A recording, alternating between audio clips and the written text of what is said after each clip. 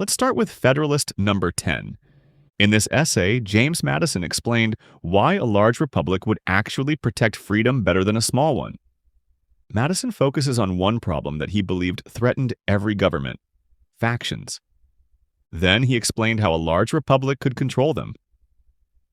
Let's start with the concept of factions.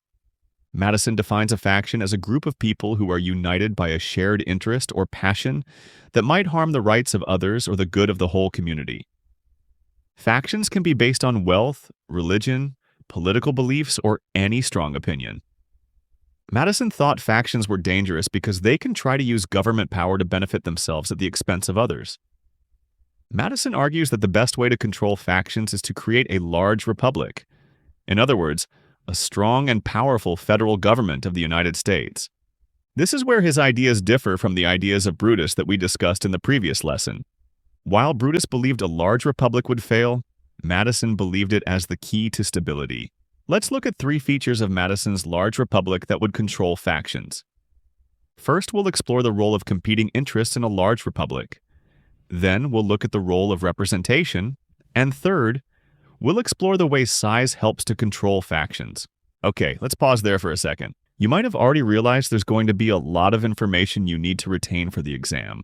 That's why I put together the 1-hour Foundational Documents Mastery Playbook. You can complete it while watching the video to get exam ready and even practice exam-style free response questions for each document. Grab it through the link in the description. Okay, back to the lesson. Let's start with the role of competing interests. In a large republic with many people, it is harder for one faction to gain total control. This is because Madison thought that a large republic would mean there would be many groups competing with one another. Madison argued that this competition between many different groups prevents any single group from dominating the government. Second, Madison argued that elected representatives help control factions. In a large republic, representatives must win support from many different kinds of people in their congressional district. So they are more likely to appeal to a wide group of people, not just one faction. This would make congresspeople even-tempered and committed to the public good. Third, Madison believed that a large and spread-out republic would make it harder for any one faction to take control. Essentially, Madison argued that it is easy for a faction to take over a small government, but it is much harder for a faction to take over a large one. Factors like distance, population size, and diversity all make it more difficult for bad actors to coordinate nationwide and achieve enough power to take control. Okay, so here's how you could use Federalist Number 10 in an essay on the exam.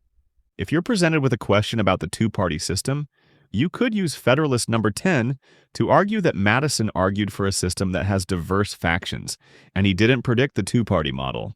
As a result, America's current two-party republic might not live up to the diverse factions model that Madison proposed. For a refresher on what you need to know about the two-party system for this course, jump to Lesson 5.5 in my full course review video.